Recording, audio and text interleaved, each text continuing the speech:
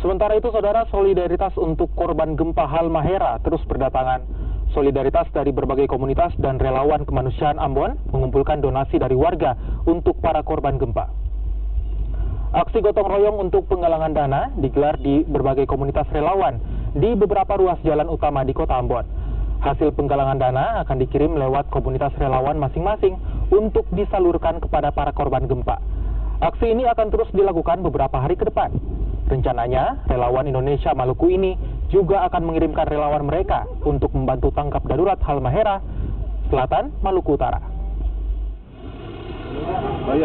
Selain dari kami relawan Indonesia sendiri, ada juga dari teman-teman dari relawan Rumah Zakat, kami LDK dan gabungan dari beberapa OKP melakukan penggalangan hari ini. Nantinya kalau target terkumpul, kapan dikirim? Ya, karena kalau untuk dari kami sendiri, dari relawan Indonesia sendiri, kami sendiri tidak gabung dengan